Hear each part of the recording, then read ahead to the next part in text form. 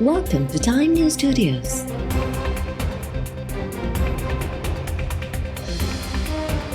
You are watching 2 p.m. Bulletin. Imran Khan भले रड़ियूं करे आर्मी चीफ जी मुक़ररी आइन तहत थींदी ऐं फ़ैसिलो वज़ीर आज़म कंदो। पंजाब हुकूमत कमज़ोर आहे या शायदि पलटी वञे। JUI सरबराह मौलाना फज़लुर रहमान जो चवणु आहे त इमरान ख़ान इम्पोर्टेड चोर आहे, संदसि घेराव थियणु घुरिजे। जेको पाण ग़ुलाम हुजे उहो क़ौम खे कहिड़ी आज़ादी ॾियाराईंदो। असां क़ौम खे ग़ुलामी वारी सोच खां आज़ादु कंदासीं। मौलाना फज़लुर रहमान लाड़काणे में ॿोॾि मुतासिरनि में इमदादी सामान बि विरायो।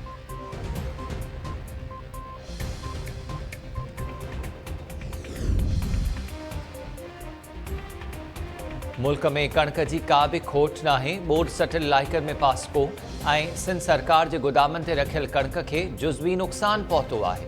वफ़ाक़ी वज़ीर एहसन इक़बाल, NDMA चेयरमैन ऐं national flood relief coordination centre जे कोऑर्डिनेटर जी प्रेस कॉन्फ्रेंस। NDMA चेयरमैन जो चवणु आहे त हेल ताईं 114 जहाज़ इमदादी सामान खणी पहुता आहिनि। ॿोॾि मुतासिरनि खे अकेलो न छॾियो वेंदो। मलेरिया ऐं ॿियनि बीमारियुनि जी रोकथाम लाइ कमु कयो पियो वञे। एहसन इक़बाल जो चवणु आहे त ॿोॾि में फ़सलनि खे तमामु घणो नुक़सानु थियो आहे। माण्हुनि जी मेड़ी चूंडी ऐं अनाज ॿोॾि में लुड़ी वियो। 8 लख खां वधीक चौपाई माल खे नुक़सानु थियो। 3 करोड़ खां वधीक माण्हू मुतासिर थिया आहिनि। सभई ॿोॾि मुतासिर रस्तनि ते वेठल आहिनि। असांजो फ़र्ज़ु आहे त ॿोॾि मुतासिर पंहिंजे भाइरनि ऐं भेनरुनि जी सार लहनि।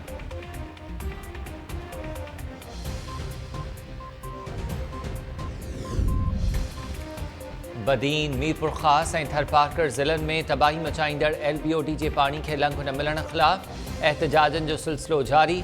शादी लार्ज, पिंगरियो, मलकानी शरीफ, झुडो ऐं कलोई वासिन तरफ़ां 5 ॾींहं बि धार धरणा।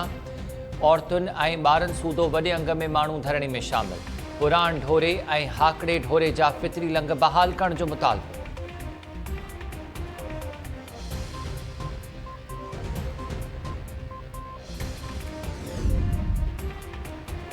कराची वासियुनि लाइ लाॻीतो बिजली महांगी थियण बैदि रिलीफ मिलण जा इम्कान। के इलेक्ट्रिक 1 महीने लाइ बिजली सस्ती करण जी दरख़्वास्त ॾेई छॾी। नेपरा ॾांहुं उमाणल दरख़्वास्त में बिजली ₹4.21 फ़ी यूनिट सस्ती करण जी सिफ़ारिश। बिजली सस्ती थियण सां कराची वासियुनि खे 7 अरब 21 करोड़ रुपयनि जो रिलीफ मिलंदो। नेपरा तरफ़ां 29 सेप्टेम्बर ते के इलेक्ट्रिक जी दरख़्वास्त ते ॿुधणी थी।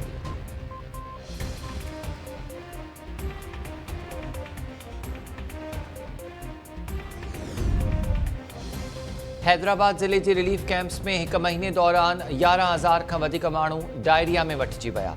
सिहत खाते तरफ़ां ज़िले में 12,165 ॿोॾि मुतासिर चमड़ी जी बीमारियुनि में मुब्तला थियण जी तस्दीक। 2,707 माण्हू अखियुनि जी बीमारी में मुब्तला। 13,000 खां वधीक मुतासिर साह जी तकलीफ़ में वठिजी विया।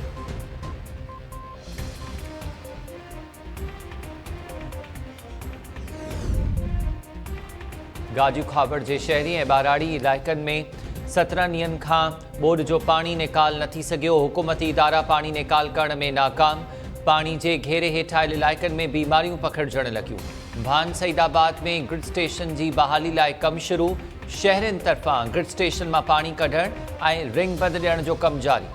शहरनि जो चवणु आहे त वफ़ाक़ी वज़ीर खुर्रम दस्तगीर जे ऐलान बावजूदि ग्रिड स्टेशन जी बहाली लाइ कमु शुरू न थियो।